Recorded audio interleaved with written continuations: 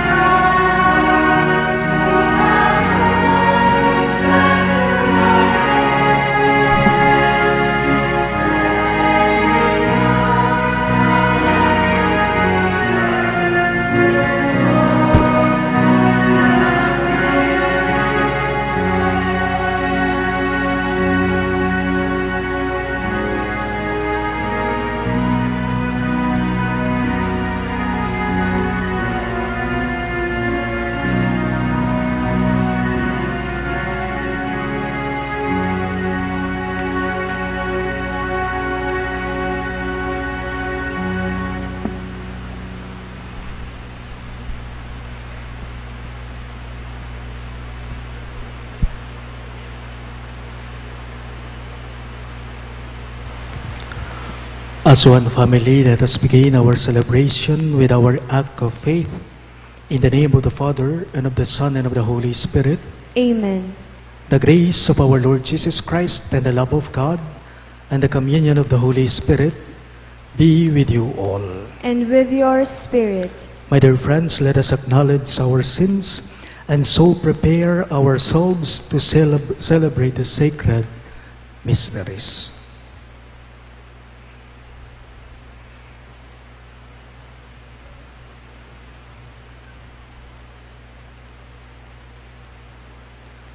Together we say, I confess To Almighty God, and to you, my brothers and sisters, that I have greatly sinned in my thoughts and in my words, in what I have done and in what I have failed to do, through my most grievous fault. Therefore I ask Blessed Mary, ever Virgin, all the angels and saints, and you, my brothers and sisters, to pray for me to the Lord our God. May Almighty God have mercy on us, forgive us our sins, and bring us to everlasting life. Amen.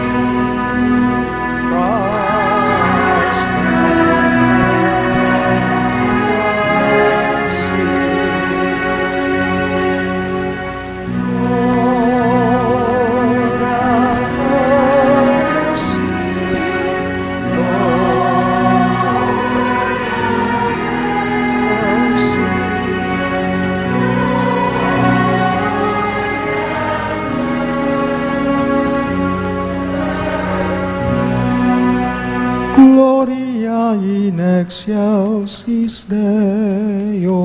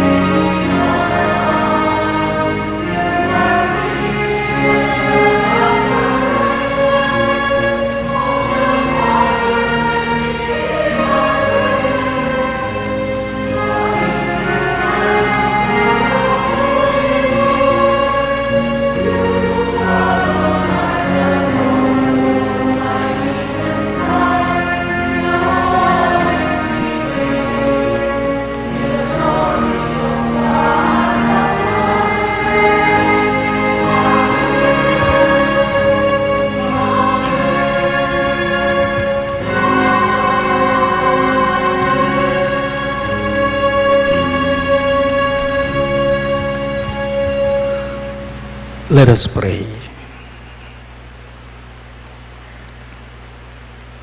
Grant, O Lord, that we may always revere and love your holy name, for you never deprive of your guidance those you set firm on the foundation of your love. Through our Lord Jesus Christ, your Son, who lives and reigns with you in the unity of the Holy Spirit, one God, forever and ever. Amen.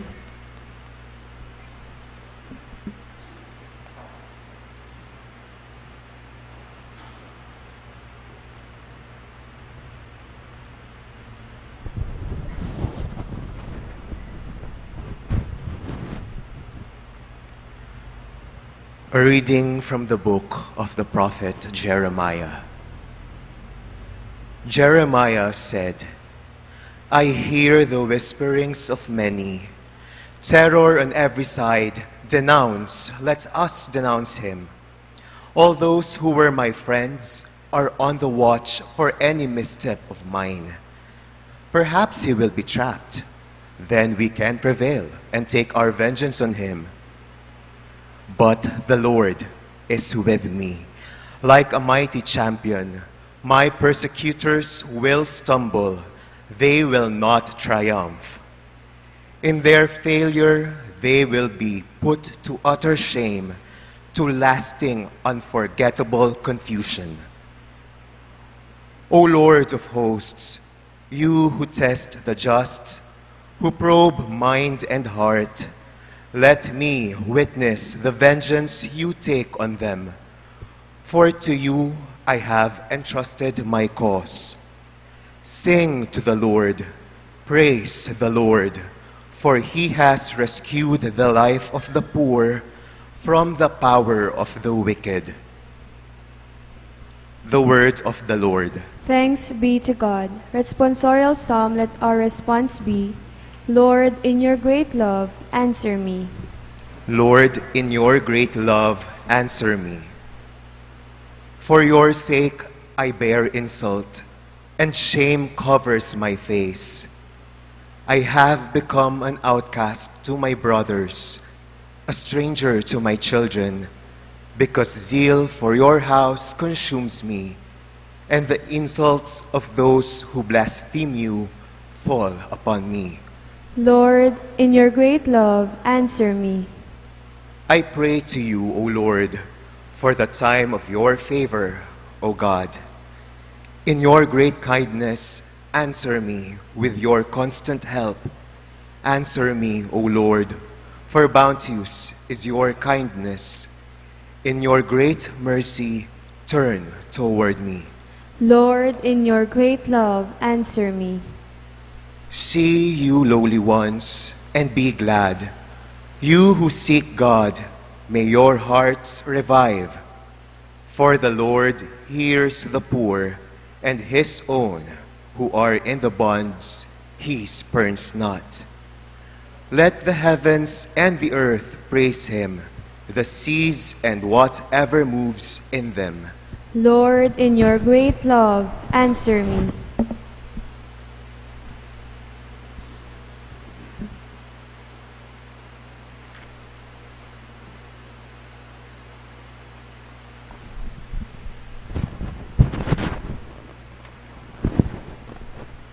A reading from the letter of St. Paul to the Romans. Brothers and sisters, through one man sin entered the world, and through sin death. And thus death came to all men, inasmuch as all sinned. For up to the time of the law, sin was in the world, though sin is not accounted when there is no law.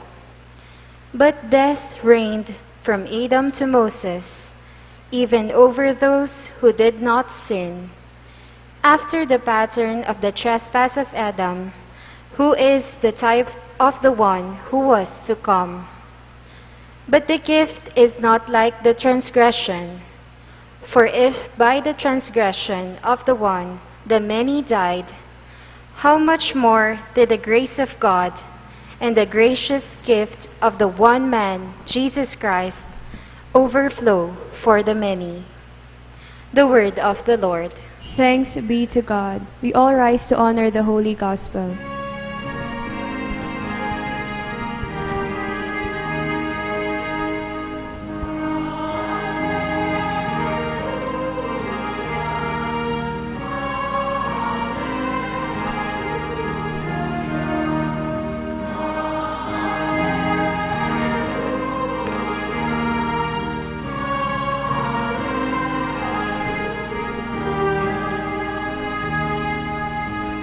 Altogether, the Spirit of truth will testify to me, says the Lord, and you also will testify.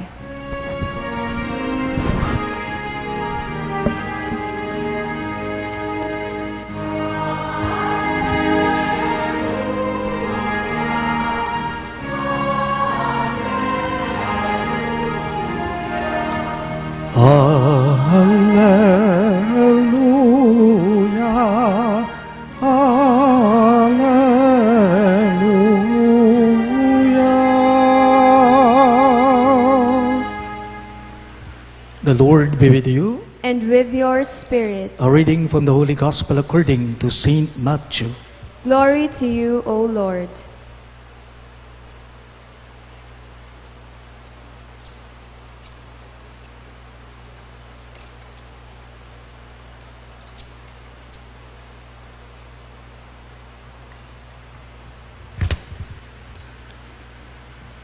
Jesus said to the 12, "Fear no one. Nothing is concealed that will not be revealed, nor secret that will not be known. What I say to you in the darkness, speak in the light. What you hear whispered, proclaim on the housetops. And do not be afraid of those who kill the body, but cannot kill the soul. Rather, be afraid of the one who can destroy both soul and body in Gehenna.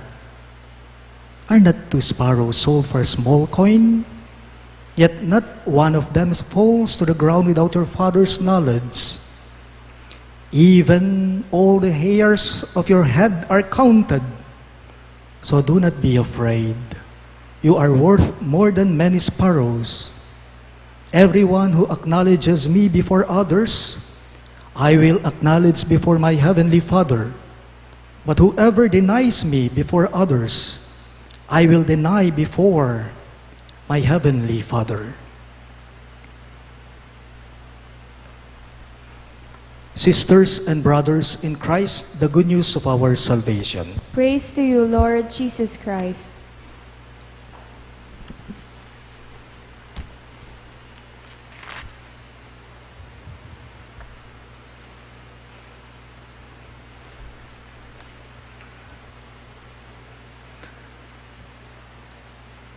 Marami po tayong takot, tayong mga tao.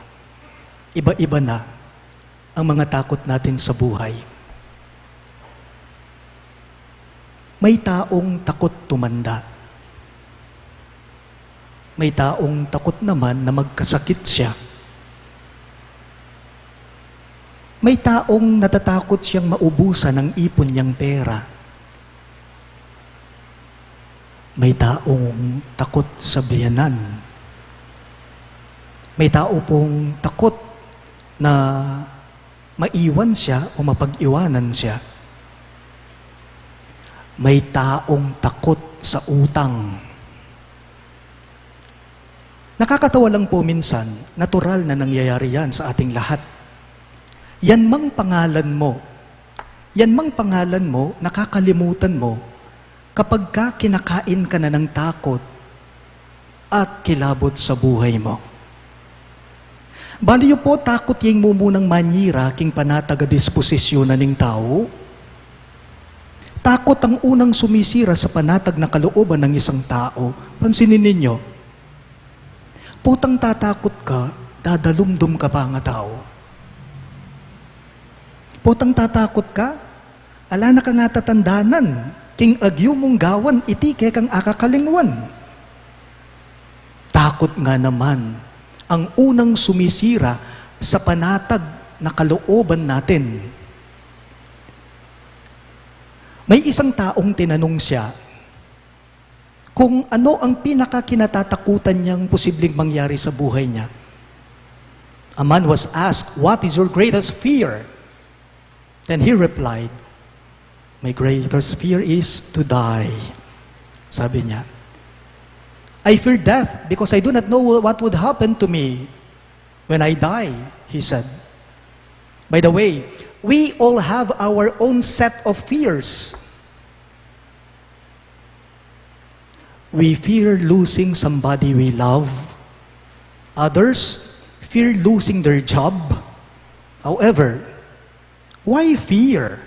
Why fear when Jesus is always there for us to soothe and take away our fear? We heard our gospel for this Sunday. In today's gospel, Jesus said to his apostles, Jesus said to the 12, "Fear no one. Fear no one. Do not be afraid." Huwag kayong matakot. Huwag kayong mangamba. Sabi ni Jesus sa mga apostol niya. You know this call of Jesus to not be afraid? is very timely for us today. Why? Napapanahon itong habilin ni Jesus sa mga apostol niya na huwag silang mangamba, na huwag silang matakot. Bakit napapanahon ngayon ito sa atin? Why?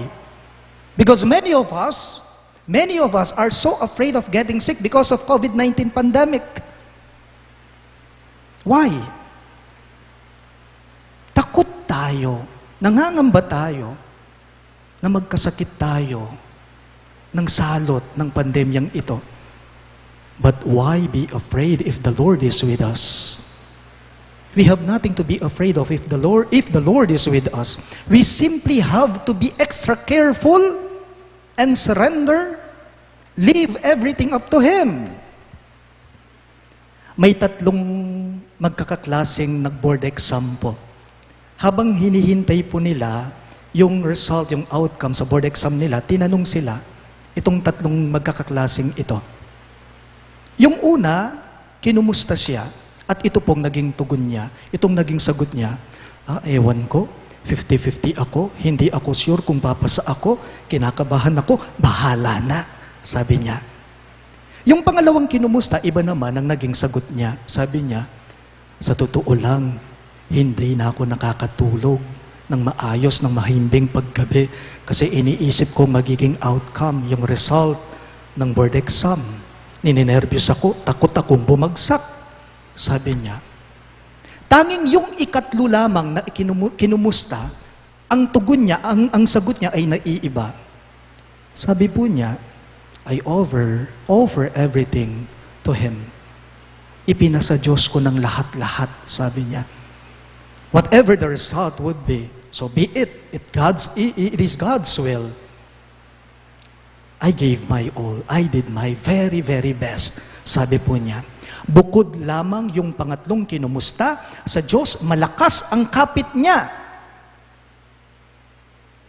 We are all God's disciples. We are all followers of Christ. And as followers of Jesus, we are called to believe and live with Him. We are called to witness for the Lord no matter what it may cost us.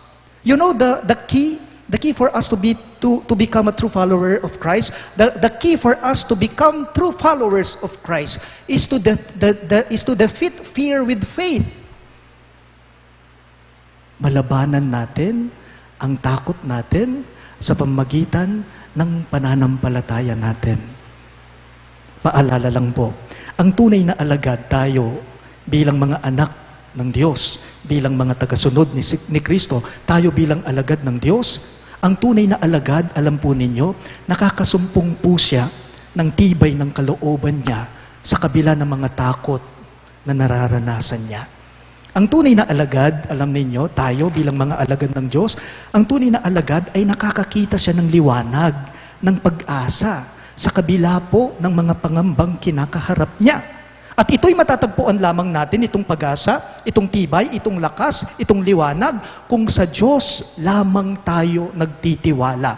Therefore, we are called to continue our witness for the Lord in the midst of this COVID-19 pandemic. Normal na sa atin. Natural na po sa atin na natatakot tayo. Takot tayo sa mga panahong ito. Bakit? Kasi sa totoo lamang po, hindi naman kasi natin nakikita ang ating kalaban. Hindi natin nakikita ang salot na ito. Itong coronavirus. Itong pandemya.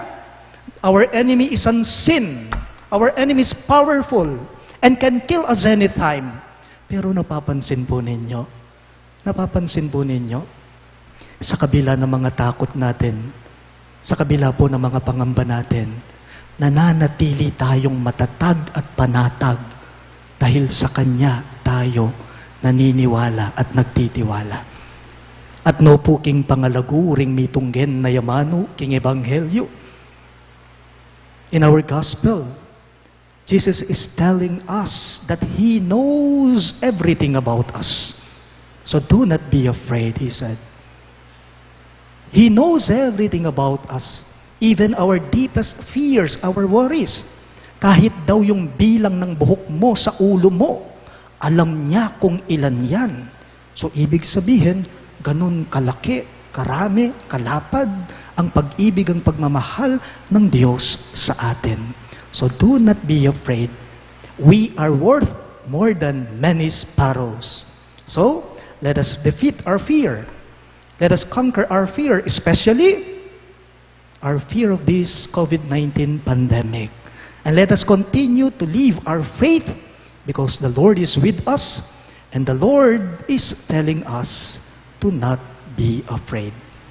Paalala lang po, kapag ka sa Diyos nagtitiwala, kapag ka sa Diyos tayo'y nagtitiwala, walang dapat ikatakot at ipangamba dahil sa Kanya tiyak tayo ay mapapayapa. Ang coronavirus, hindi uubra yan kay Jesus. Please all rise. Let us now profess our faith. I believe In one God, the Father Almighty, maker of heaven and earth, of all things visible and invisible. I believe in one Lord Jesus Christ, the only begotten Son of God, born of the Father before all ages, God from God, light from light, true God from true God, begotten, not made, consubstantial with the Father. Through him all things were made. For us men and for our salvation, he came down from heaven, and by the Holy Spirit was incarnate of the Virgin Mary and became man. For our sake he was crucified under Pontius Pilate, he suffered death and was buried, and rose again on the third day in accordance with the Scriptures. He ascended into heaven and is seated at the right hand of the Father. He will come again in glory to judge the living and the dead, and his kingdom will have no end. I believe in the Holy Spirit, the Lord, the giver of life, who proceeds from the Father and the Son, who with the Father and the Son is adored and glorified, who has spoken through the prophets. I believe in one holy, Catholic, and Apostolic Church. I confess one baptism for the forgiveness of sins, and I look forward to the resurrection of the dead and the life of the world to come. Amen. in Jesus Christ we are reconciled with the Father and made His adopted children. Confident of the Father's love, let us now raise our petitions for the needs of the Church, our nation, and the whole world. In every petition you shall respond, Lord, hear our prayer. All of us, please. Lord, hear our prayer. For the Church, the people of God, may she persevere in proclaiming the gospel and lead men and women to Christ, the true light that enlightens every human being, we pray. Lord, hear our prayer. For Pope Francis, the bishops, priests, deacons, and all the baptized, may they witness to the saving power of the gospel, even amid opposition, unbelief, and lukewarmness, we pray. Lord, hear our prayer. For government and civil leaders, may they help safeguard human dignity, promote peace among people, and attend to the needs of the poor, the weak, and the voiceless in society, we pray. Lord, hear our prayer. For the families of our nation and of the whole world, may the Lord inspire every family to embody the good news of Jesus. We pray. Lord, hear our prayer. We also pray for the following intentions: for our safety against the COVID-19 pandemic, for the speedy recovery and complete healing of all those affected by this coronavirus, for the eternal repose of all those who died because of this COVID-19, for the safety of all our frontliners, for the thanksgiving of Julie Benitez, Hannah Benitez on the occasion of her birth anniversary, Jaime Castro on the occasion of his birth anniversary, Mr. and Mrs. Ray Tamtamco, Julius and Winnie Fajardo, Mario Yazon and family, Dr. and Mrs. Africano Aquino, Ray and Glo and family, Virginia Gintu, for the wedding anniversary of Alan and Tess Dimzon, for the special intentions of Christian Joshua Angeles, Leila Abiog, Mary Manette Pineda, Emeline and Takaw Inoue, Michelle and Mark Anthony Sengson, Jonel and Joshua Pamintuan, Elenito Vitug, Emmanuel Vitug, Katrina Tumang, Jojo and Janet Villanueva, Jose Dexter Manabat, Teresita Tongyo, the St. Jude Tadeus Parish Pastoral Council, the St. Jude Village Officers and Homeowners, for the speedy recovery, safety, good health, and complete healing of baby Glornita Ganya, Paz Suwing, Annalyn Ocampo, Nilo Udan, Mark Lester Arce, Happy Sanchez Romero, Larry Sichon, Rodel Gabarda, Mike Manlutak, Maan Morales Menjola, and all our sick relatives and friends, and for the eternal repose of the souls of Norma, Eusebio, Francisca, Emiliano Sr., Celerina, Marcelo, Dolores, Roman, Teresita Zablan, Norberto, Guadalupe, Carmelito, Arturo Vitug, Jesus Manabat Sr., Lorenzo, Ian Nicole, Herminio, Eduardo, Manuel Tongyo, Mark Louis Tongyo, Juanita Lagason, Rolly Canlas, Carlos, Corazon, Francisca, Angelita, Alejandro, and all poor souls in purgatory, we pray. Lord, hear our prayer. In silence, we pray for our personal intentions. Almighty Father, answer the prayers of your people. Heal the wounds of sin that divide and confuse us. Strengthen us with the power of your Holy Spirit and help us in our journey back to you. We ask this through Christ our Lord. Amen.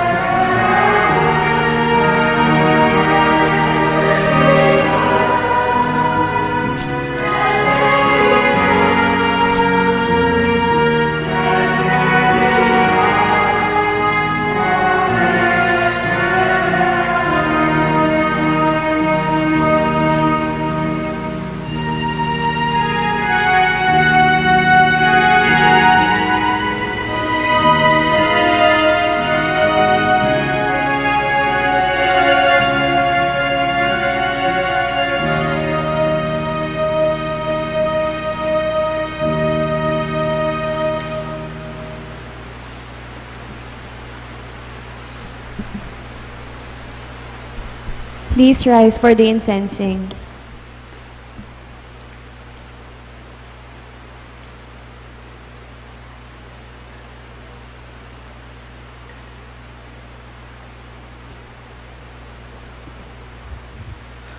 Pray, my dear friends, that my and your sacrifice may be acceptable to God, the Almighty Father. May the Lord accept the sacrifice at your hands for the praise and glory of His name, for our good and the good of all His holy church. Receive, O Lord, the sacrifice of conciliation and praise, and grant that, cleansed by its action, we may make offering of a heart pleasing to you. We ask this through Christ our Lord. Amen. The Lord be with you. And with your spirit, Lift up your hearts. we lift them up to the Lord. Let us give thanks to the Lord our God. It is right and just. It is truly right and just, our duty and our salvation, always and everywhere to give you thanks, Lord, Holy Father, Almighty and Eternal God. For you laid the foundations of the world and have arranged the changing of times and seasons. You formed man in your own image and set humanity over the whole world in all its wonder, to rule in your name over all you have made, and forever praise you in your mighty works through Christ our Lord. And so, with all the angels we praise you, as in joyful celebration we all acclaim.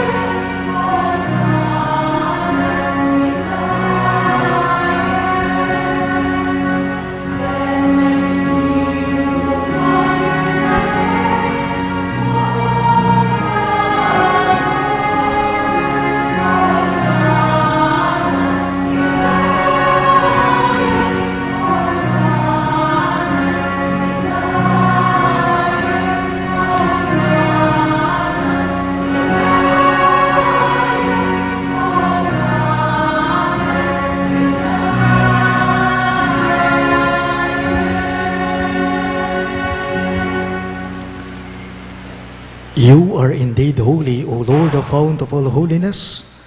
Make holy, therefore, these gifts, we pray, by sending down your Spirit upon them like the dewfall, so that they may become for us the body and blood of our Lord Jesus Christ. At the time he was betrayed and entered willingly into his passion, he took bread, and giving thanks, broke it and gave it to his disciples, saying, "Take this, all of you, and eat of it. For this is my body, which will be given up for you."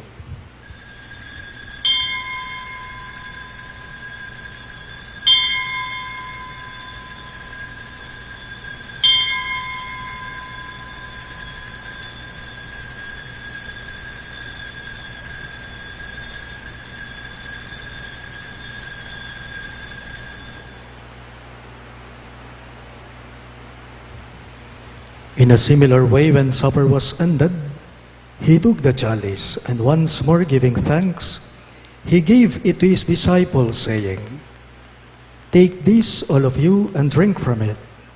For this is the chalice of my blood, the blood of the new and eternal covenant, which will be poured out for you and for many for the forgiveness of sins. Do this in memory of me."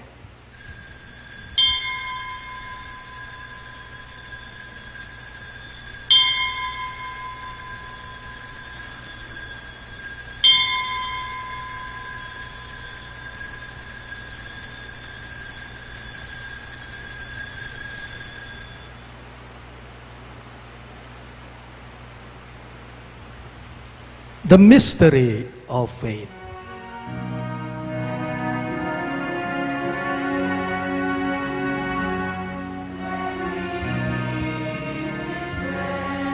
And drink this cup, your death, O Lord, until you come. O God, we proclaim your death.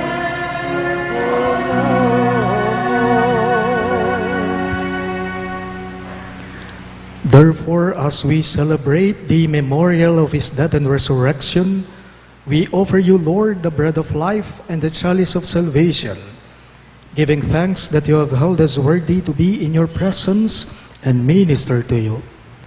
Humbly we pray that partaking of the body and blood of Christ, we may be gathered into one by the Holy Spirit.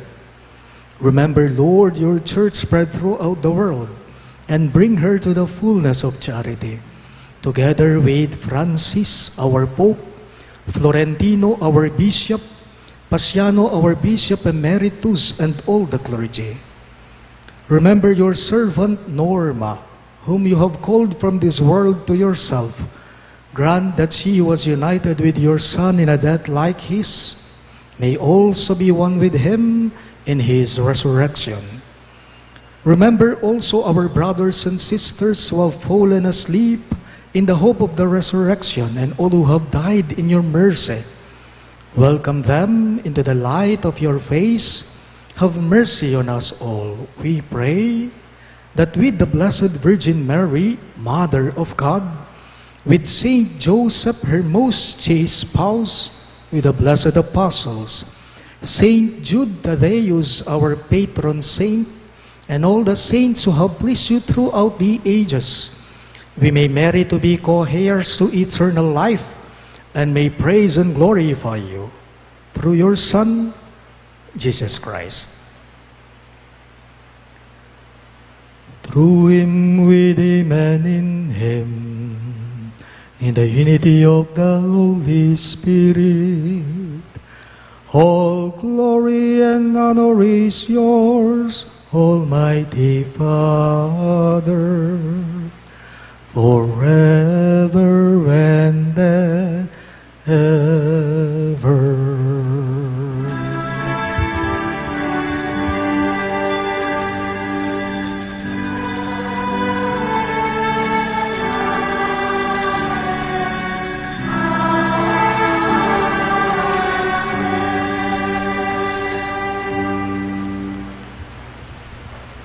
We now pray for the coming of the kingdom as Jesus taught us.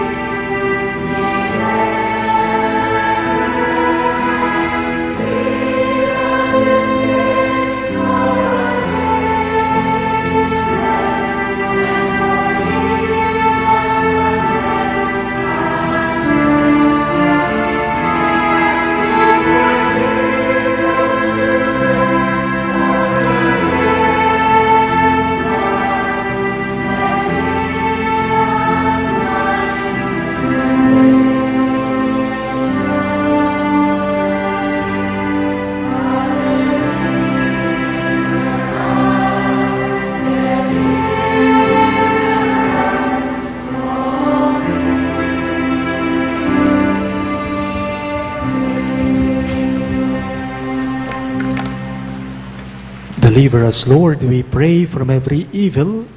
Graciously grant peace in our days, that by the hope of your mercy, we may be always free from sin and safe from all distress, as we await the blessed hope and the coming of our Savior, Jesus Christ. For the kingdom, the power, and the glory are yours, now and forever. Lord Jesus Christ, who said to your apostles, "Peace I leave you, my peace I give you," look not on our sins, but on the faith of your church, and graciously grant her peace and unity in accordance with your will, who live and reign forever and ever. Amen. The peace of the Lord be with you always. And with your spirit. Let us offer each other the sign of peace. Peace be with you.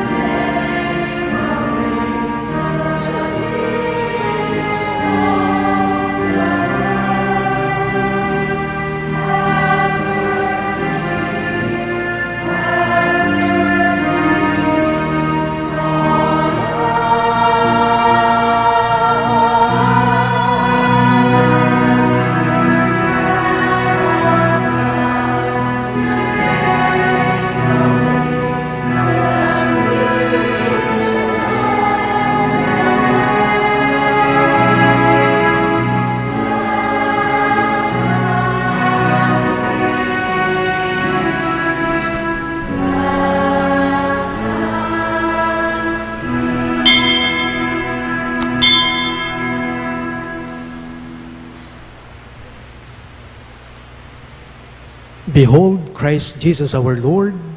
He is the Lamb of God who takes away the sins of the world. Happy are those who are called to his supper. Lord, I am not worthy that you should enter under my roof, but only say the word, and my soul shall be healed.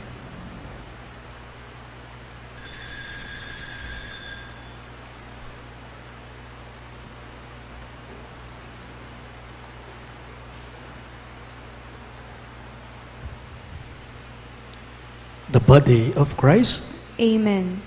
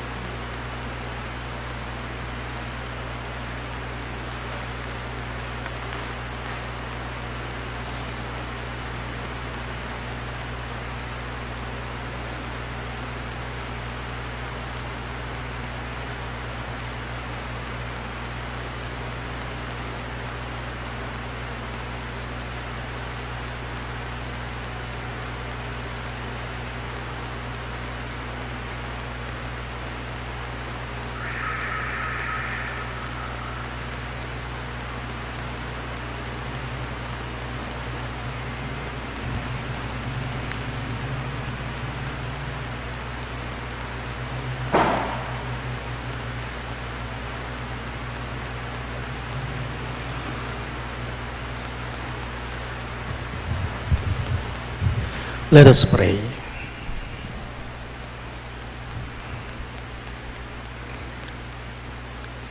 Renewed and nourished by the sacred body and precious blood of your Son, we ask your mercy, O Lord, that what we celebrate with constant devotion may be our sure pledge of redemption. We ask this through Christ our Lord. Amen. May I request all the fathers, all the tatays to please come near the altar, and we ask for God's blessing as we celebrate today, Father's Day. Inaanyayahan ko po yung mga tatay na lumapit dito sa harapan.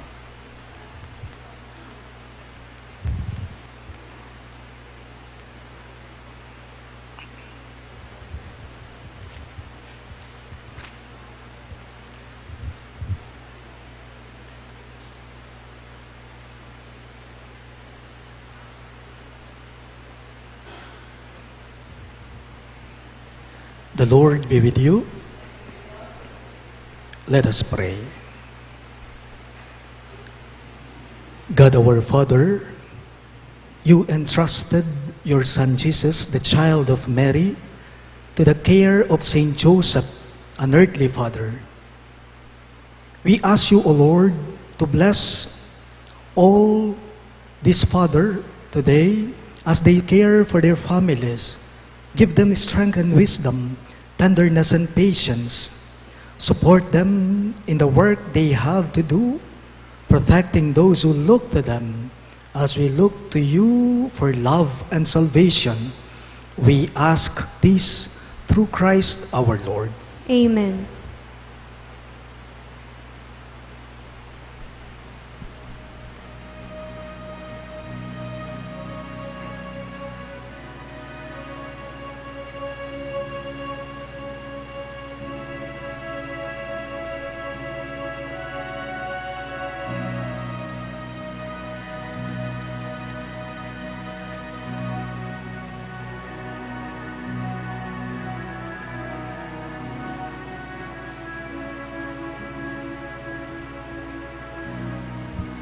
Happy Father's Day po sa inyo. Palakpakan po natin sila. Let us all kneel for the Oratio Imperata.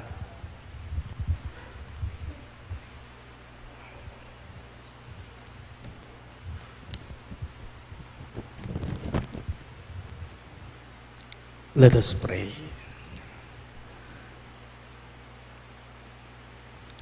God our Father, we come to you in our need to ask your protection against the COVID-19 pandemic that has disturbed and even claimed lives. We pray that you guide the people tasked to find cures for this disease and to stem its transmission. Protect the medical experts that they may minister to the sick with competence and compassion. We pray for those afflicted. May they be restored to health soon. Protect those who cared for them. Grant eternal rest to those who have died. Give us, O Lord, the grace in this trying time to work for the good of all and to help those in need. We implore you to stop the spread of this virus and to save us from our fears. Grant all this through our Lord Jesus Christ, your Son, who lives and reigns with you in the unity of the Holy Spirit, one God, forever and ever. Amen. We fly to your protection, O Holy Mother of God. Do not despise our petition in our necessities, but deliver us always from all dangers, O glorious and blessed Virgin. Amen. Virgen de los Remedios, health of the sick, Pray for us. Saint Raphael the Archangel, Pray for us. Saint Joseph, Pray for us. Saint Jude Thaddeus, Pray for us. Saint Roch, Pray for us. Saint Lorenzo Ruiz, Pray for us. Saint Pedro Calungsod, Pray for us. Santo Cristo del Perdon. Have mercy on us.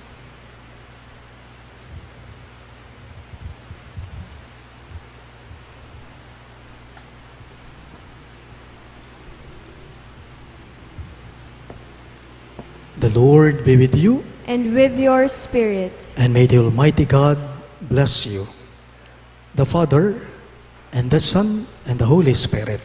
Amen. The Mass is ended, and our mission begins. Thanks be to God.